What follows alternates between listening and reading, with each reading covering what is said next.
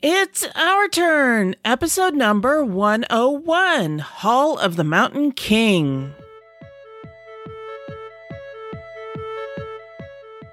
In this episode, I review Ingenious and On Tour, and I share my thoughts on Terraforming Mars with all of the expansions. And then I interview Helaina Cappel about In the Hall of the Mountain King on Kickstarter now.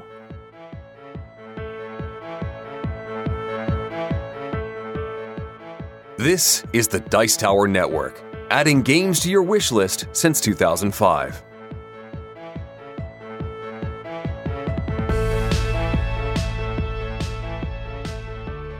Hosting for this episode is generously provided by our fantastic supporters on Patreon.com.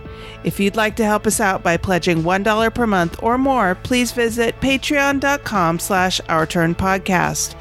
Every dollar helps us to keep this show going strong. Hi, and welcome back to Our Turn. I'm Cathy Ford. This time it's just me talking to you. Sometimes that's just how scheduling works. That's okay. I've got two great games and a bit of an overall analysis of a game and its expansions to share with you. So let's get right to it. My first game is considered an older game in modern hobby board gaming, as it was published back in 2004. That game is Ingenious by Helaina Cappel. I want to call this an abstract game, but it doesn't meet one of the abstract criteria that Annette and I discussed back in episode number 48, open information. Much like Quirkle, each player has a hand of these double hexagonal dominoes that they keep secret unless they want to discard and draw a new hand. Then they show everybody. On the board, you take turns placing the dominoes and building chains of the shapes printed on each hex. This game also has an interesting scoring mechanism. There are 4 or 5 different colors, one for each shape. Each player has a scoreboard and you're only playing to 18. However, the lowest scoring color is your final score, so you want to be sure that you aren't neglecting a color. By the way, there are 5 colors. It's hexagonal. My friend Richard Bright introduced this to me at our first Your Turn event in January. I love this game right off the bat, and then I heard Tom Vassell and Eric Sommer review it on the Dice Tower podcast. Tom mentioned that had Ingenious come out in 2003 or 2005, it would have won the Spiel des Jahres award that year. However, it came out in 2004, and that was the year that Ticket to Ride was published, and it won the award. I think this game is definitely a hidden gem that has gotten lost in the sands of time. The components are good, the game is easy to learn, understand, and play, but it's not an easy game. There is definite strategy here. It's a good game for gamers and a great game to teach your non-gamer friends and family. I want to add it to my collection, and I definitely give this game a 5 on the Our Turn rating scale. Buy it now. That's Ingenious, and it is. My next game is a new roll and write game from our former show sponsor, BoardGameTables.com, called On Tour. It was designed by Chad Deshawn, with art done by Anka Gavril. You're planning your band's bus tour across the USA by rolling 2 D10s and combining the numbers. For example, if you roll a 1 and 6, you create 2 numbers from that, 16 and 61. Additionally, the lower 48 states are divided into 5 areas, north, south, east, central, and west, and 6 zones. East, central, and west are divided into north and south. On your turn, you draw 3 cards from a deck and reveal a region and a state in that region. You can put one of the 2 numbers in any state in that region, but if you put the number in the state shown on the card, you get to circle it.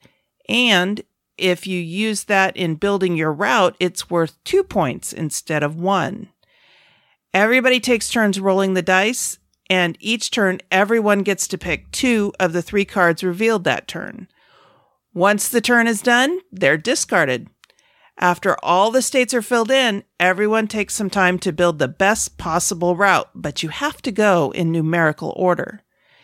If you link 1 and 7 together, you can't include 2 through 6. The numbers do go 1 to 98, so there are plenty to choose from. This was a fun game. I backed it on Kickstarter because I realized I didn't have any roll and write games in my collection, and Mark is a big music fan. I thought he'd get a kick out of it. The player boards are wipe-off boards that look like high-end restaurant menus when they're folded up. My copy came with 12 boards and markers, so this can be played as a party game. It's quick, easy to explain, and a bit of a mind bender when it comes to building possible routes. The player board is going to be a bit of a challenge for those with contrast issues or vision issues in general. They used white dots when creating the possible routes, and they tend to blend into the northern half of the board, which uses lighter colors to differentiate north and south from one another. However, if you can get past that visually, this is a fun game, and I'm looking forward to getting it to the table more. I give this game a 4 on our scale. That's on tour.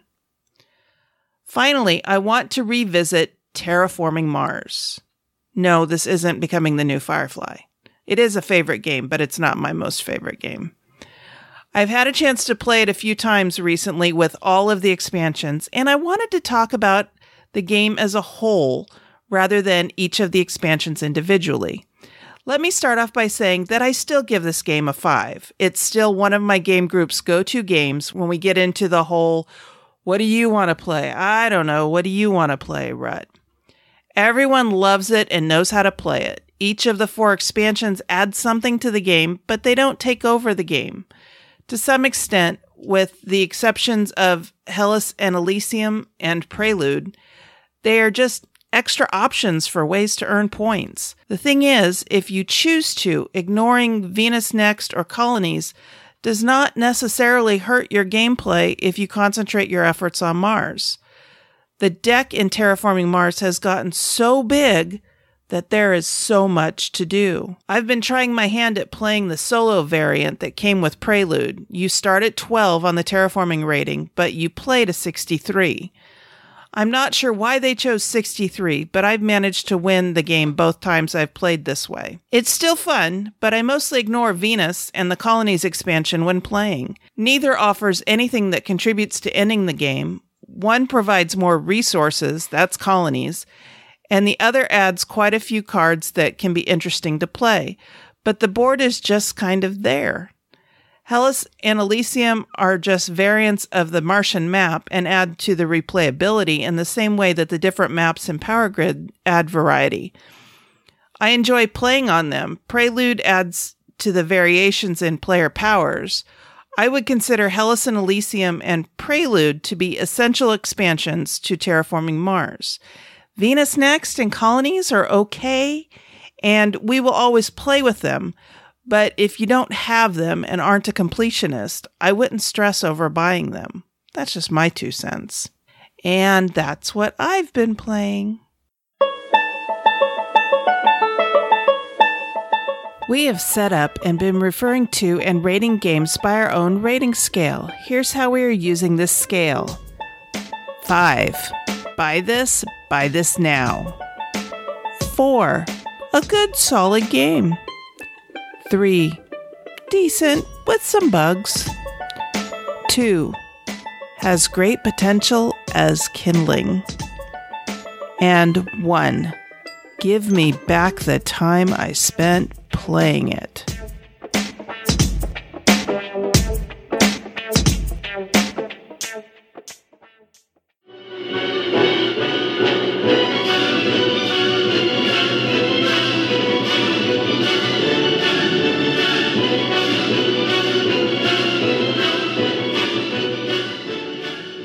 Today for the interview, I am joined by Helaina Cappel from Burnt Island Games. She's here to tell me about a new game she's publishing called Hall of the Mountain King. Helaina, welcome to our turn. Thanks so much for having me. I'm glad to be here. We've had some adventures getting this morning, so I'm just glad we're finally able to start recording here. Oh, me too. Technology can be fun sometimes.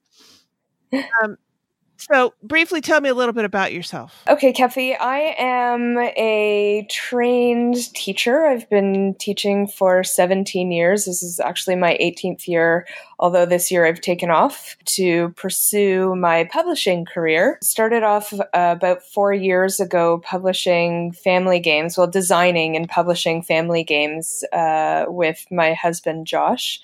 And we'd been doing that for a few years until I decided I love strategy games as well. I want to try to publish that. So I started a second brand. So the first one is Kids Table Board Gaming, and the second one is Burnt Island Games.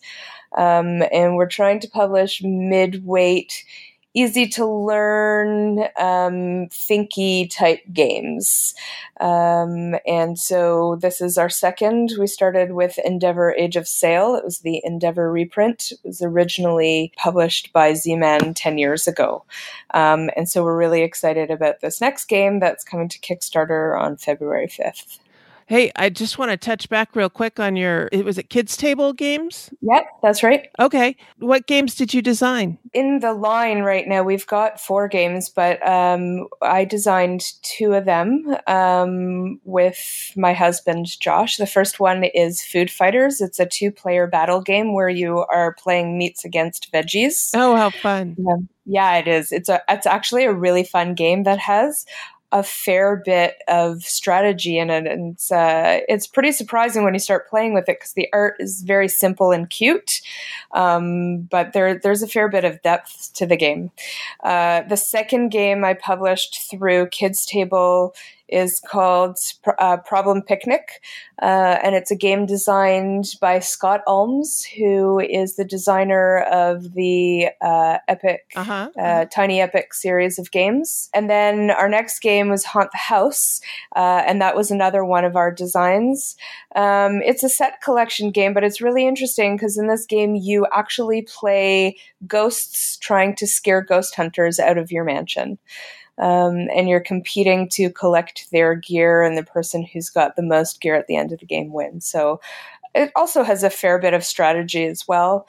And then our fourth game that is headed to North America as we speak is Wreck Raiders. And it's a design by my husband and a friend of ours, Tim Brown. And it's an innovative worker placement game. And we've sort of coined the phrase neighbors gains, where you're sending divers down to wrecks to collect relics to bring to your museum. And when you dive in the wrecks, you place your worker next to other workers or other divers, they actually get to collect relics as well because you're opening up the wreck for them. So that's a really neat game. It's a really fun company to run. The games themselves are amazing, and I've really enjoyed working with them, but also the people who buy our games, the families, the kids who get inspired to design their own games because of the games that we make. It's really fun. I'm looking at the art here for Food Fighters. I have a 4-year-old niece that I've been introducing to games. And this looks right up her alley. I think she's still maybe a little bit young for it, but this looks like something I would love to introduce her to. Well, the neat thing about our games is that they're scalable. And because, we started basically when my son was about 5 years old. My older son was about 5 years old. And I wanted a game that I could play with him, but then I could also be playing with my friends as well. Uh-huh. And so what we do in all of our games is we make it so that the very core mechanics of the game can be played without very much thought and strategy. But as you get to know the game, you realize how much strategy you can be using when you play it. So you can play a 4 or 5-year-old, play with a 4 or 5-year-old playing Food Fighters who basically will just say, I'm attacking and rolling the dice and trying to get your fighters out of the game, whereas you can be thinking about your placement and where you want your different fighters so that they can optimally attack your opponent's fighters. So the idea of all of the kids' table board gaming games is that they're scalable. So new players, players that don't really get to play hobby games, and also younger kids are able to play with older people or people who are a little more experienced playing games. All right. That's going on the list for Walker Lynn. Cool. All right. So now getting back to Hall of the Mountain King. So tell me about the project. Okay, so In the Hall of the Mountain King was designed by Graham Johns and Jay Cormier. We're all Canadians and we know each other really well. And I was introduced to this game by one of their friends, Sen Fung Lim. And I sat down and played this game, and I thought I really couldn't believe how amazing these mechanisms were that I had never really seen before. So the game was actually designed to have the same sort of crescendo as the song in the Hall of the Mountain King. Do you know the song? No, I don't. It's actually it's the late 1800s. It was composed by Grieg, and I'm not going to sing it for you because I'm pretty shy that way. But the beginning of the song starts off very slowly, and as the song continues, it builds and builds and builds until the end, where it's like really huge and epic. And the designers wanted to mimic the pattern of the song, so they created this mechanism, this engine building mechanism, where you are hiring trolls that come with resources to help you build halls in the mountain, so that you can unearth statues and bring them close to the heart of the mountain. And essentially what you're doing is trying to rebuild your kingdom, the troll kingdom that you were banished from many, many years ago. And so what you're doing is you're hiring trolls and you're putting them in a pyramid. And as you collect more trolls, like you start off with 5 at the bottom, and as you collect a new troll, you place it on top of or in between 2 trolls, and that troll collects the resources, and the 2 trolls below it collect the resources. So you can imagine that as you're building this pyramid of trolls, you gain more and more and more resources to build more and more and more halls in the mountain. And it's just really beautiful how the whole thing unfolds. I have never heard of a game based on a song like that. That is incredibly creative. I love it. It is incredibly creative. That's why I said when I sat down and I played this thing the first time, I was like totally blown away, not just with the gameplay, but with how they imagined the song in the game. It really is fantastic. Amazing. Now, are the words to the song included in the rule book or something? Actually, it's a classical song, so it's just an instrumental. Oh, okay. I'll have to see if I can find it on the internet and let's give it a listen. Yeah, it's actually not many classical songs are very memorable to me. Like I'll listen to classical music and I think it's nice, but I can't say that I know any. And when I heard the title of this game, I just immediately knew what song it was, and so that's intriguing to a lot of people as well because it's such a well-known song. Interesting. All right. Well, I will try to include a little bit of the song in the episode here. How are you bringing this game to market? Is you doing it through Kickstarter, or are you publishing it directly? Yeah, so so far all of our games with Kids Table and with Burnt Island Games are being introduced to the world through Kickstarter.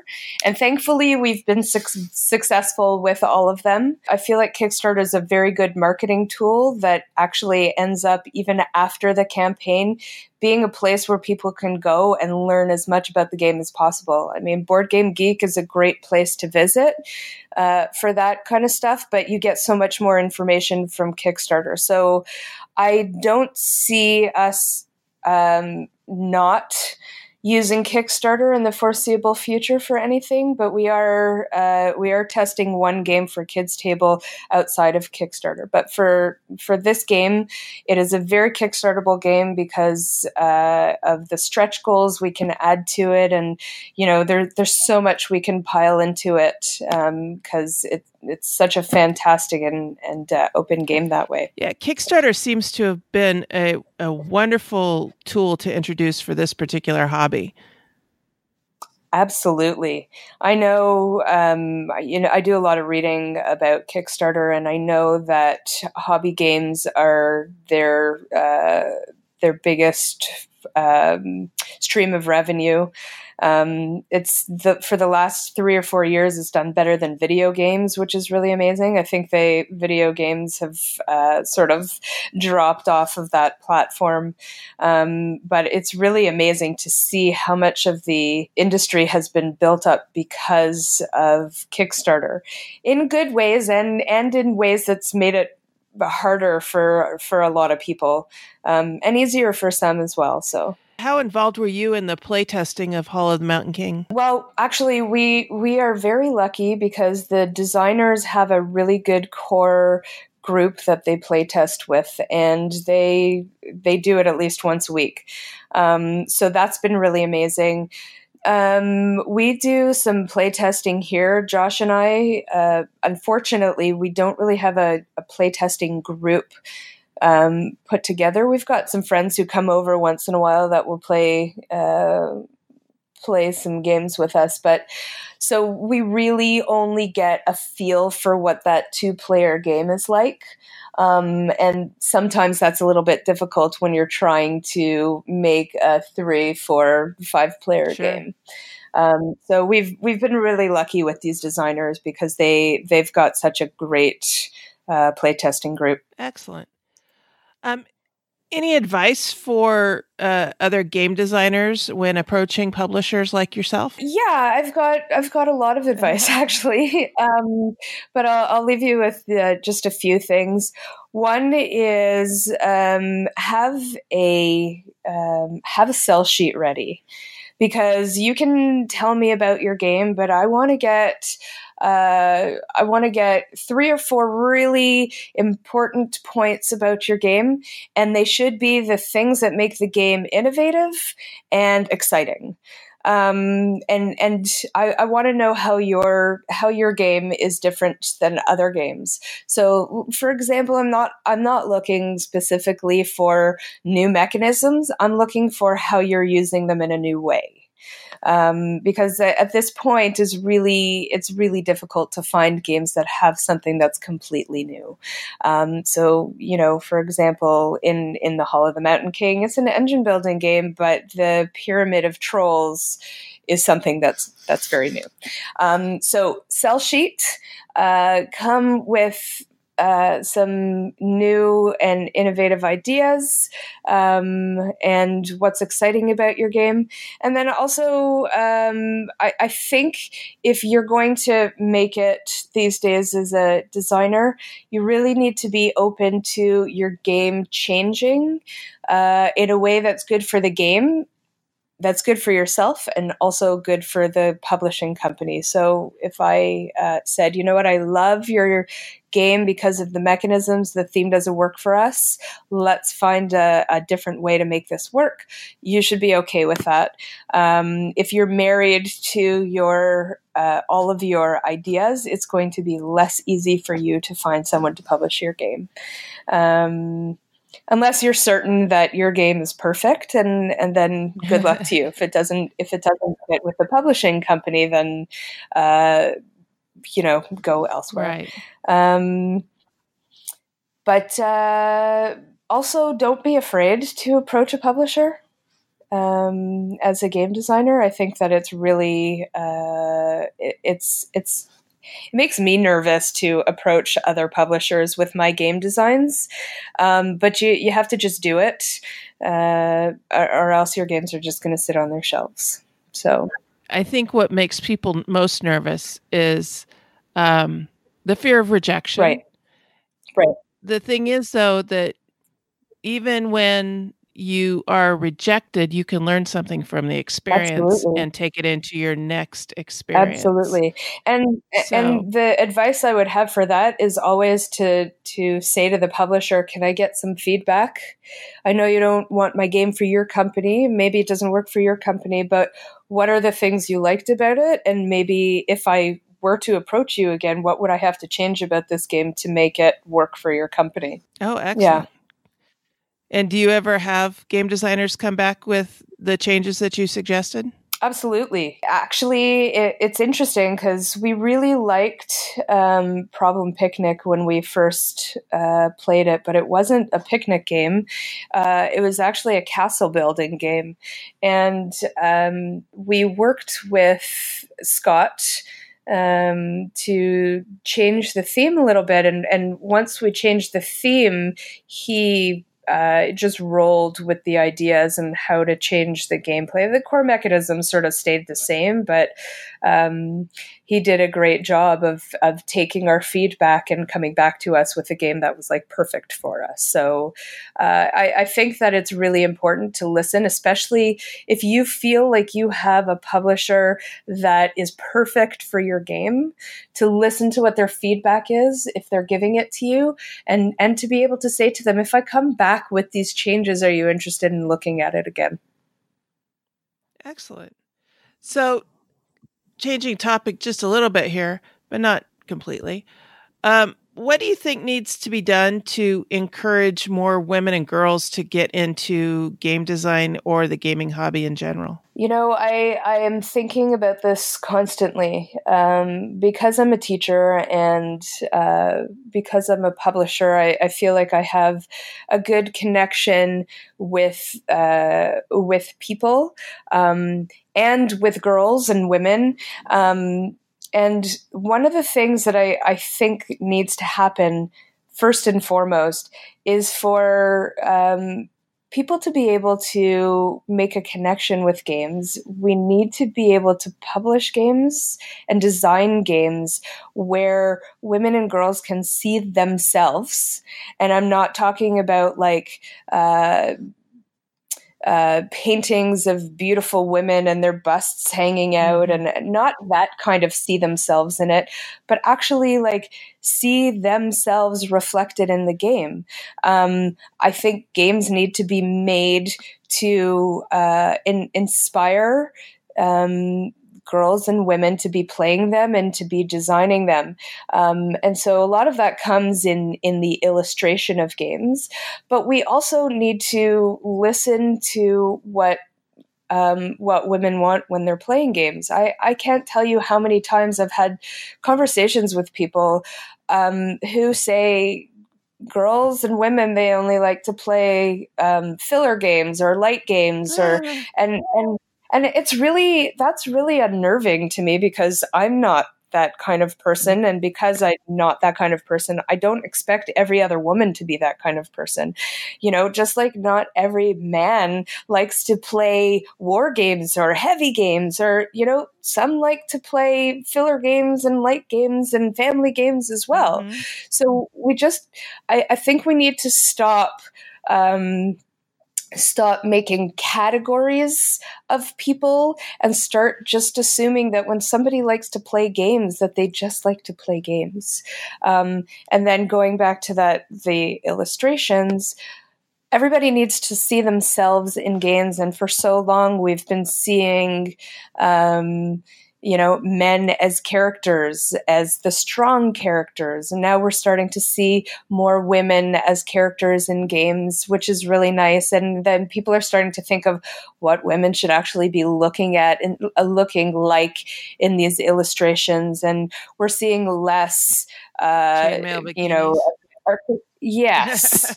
The archetypal sexy woman looking sultry, and I don't want to see that when I play games, especially when I'm playing games with my children who are both boys. I don't want them playing those kind of games. Right. I don't want them thinking that is okay. To me, that's not okay. My older son, his best friend is a girl, and she's a bigger gamer than my kids are. And she will play anything. And, she's often commenting on the illustration in games, and I would never put something in front of her that doesn't make her feel like she is part of the game. Mm-hmm. So, yeah. Yeah, I think it's really important too to include more, people from different cultures than maybe what the game depicts. Absolutely. So like in high fantasy, why can't you have people in African costumes or Asian costumes or Southeast Asian costumes or Native American costumes? It's fantasy. Why can't those people be there too? Why does it have to be Northern European? I think a lot of the argument from people is, yes, absolutely, in fantasy, it that is an easy thing to do. But when you're starting to look at games that are more historical, right, and you're trying to make them historically accurate, that makes it a little bit more difficult. For me, I think about that every time I publish a game. So, for example, only one of our games actually has humans in it, and that game is Haunt the House.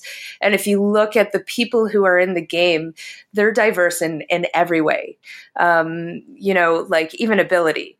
And I think that's my connection to education as well, where I'm trying to have all of my students be successful no matter who they are. And so I differentiate everything I possibly can to make sure that happens. I feel like I need to do that with my games as well. So I try as hard as I can not to actually have games that have human characters, but when they are, I probably wouldn't do a historical game, first of all, because I don't want to go there.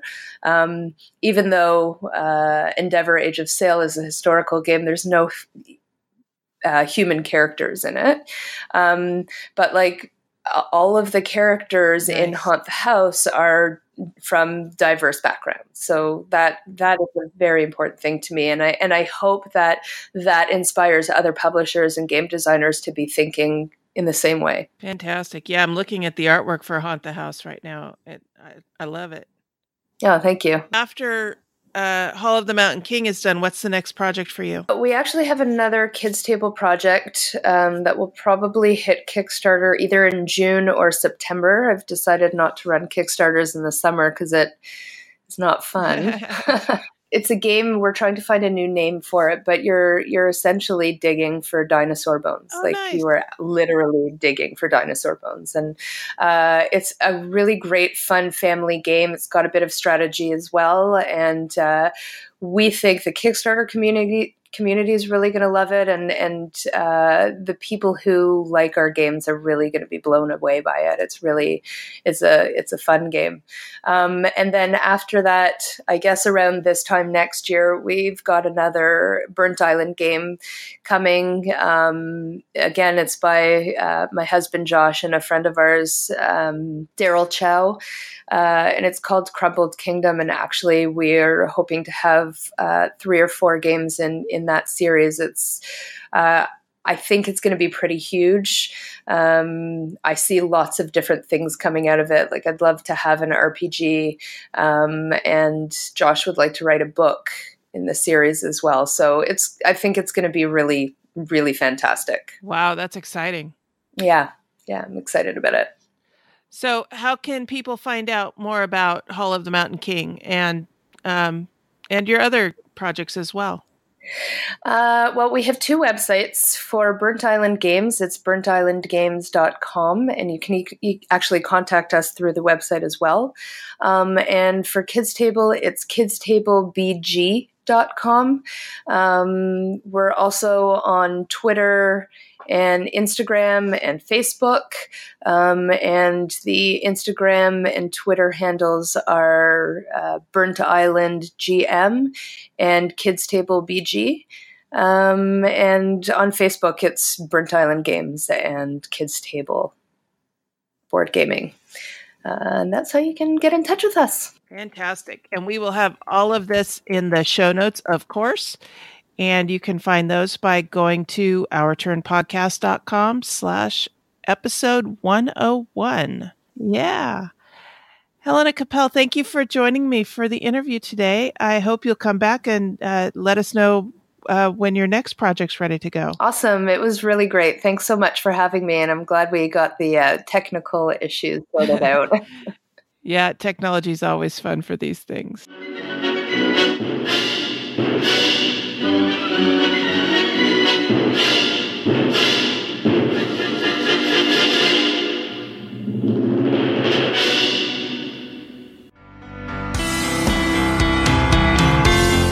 The Dice Tower Network is a proud supporter of the Jack Vassell Memorial Fund. The board gaming community is kind and generous, and this fund was created to provide financial assistance to members of the board gaming community in their time of need. To find out how you can help the fund continue to help others, please visit jackvassell.org/donate. Thank you for your support. So now we're getting to the part of the show where we're winding things down and looking ahead.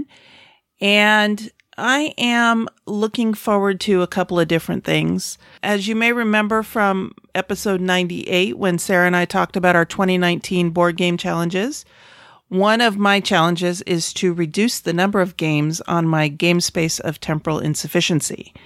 And Mark and I have actually been going at that with some enthusiasm and gusto. We've played Kingdom Builder and One Deck Dungeon and The Gallerist and On Tour, and it has just been a lot of fun going to that shelf and saying, what can we try next? Are we going to get through everything this year? No, probably not. Most definitely not. But I think we're making some good progress. And that's encouraging. The other thing that I'm looking forward to is I have been recruited to be a member of the Sports and Social Club at work. So this is an at-work activity club where they're trying to create a good employee experience. And when I was encouraged to apply by my manager, I filled out the application and they said, it basically said, what qualifies you to be on this team, on this committee? And I said, well, I'm a board gamer. I run a podcast about board gaming. I run a nonprofit about board gaming. I have a lot of games in my collection that I could bring to any event. And I guess that made an impression because we've got a meeting coming up later, I think this week or early next week. So I'm looking forward to that.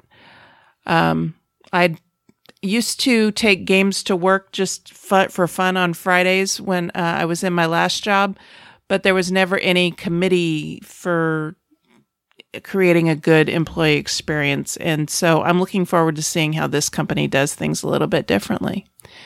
So that's what I've got on my plate. As far as connecting with me online, you can reach me through Twitter. I'm at Our Turn Podcast. If you want to connect with Sarah Reed, she runs our Facebook page, and that's facebook.com/Our Turn Podcast. And then we have our guild on BoardGameGeek.com. That's guild number 2600. Anybody and everybody is always welcome to join in there. So I hope you will stop by and look in and see what we've got going on. Anyway, that's it for this episode. So on behalf of the entire Our Turn podcast crew, that was our turn. Now it's yours.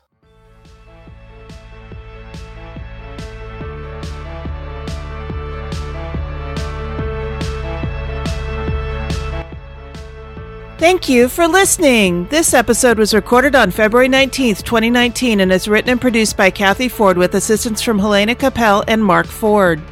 We want and encourage your questions, comments, and feedback. Please call 916-426-2873 and leave us a short voicemail, or send an email to feedback@ourturnpodcast.com. Our theme music was composed by Adriana Crickle. Incidental music was provided by Purple Planet Music.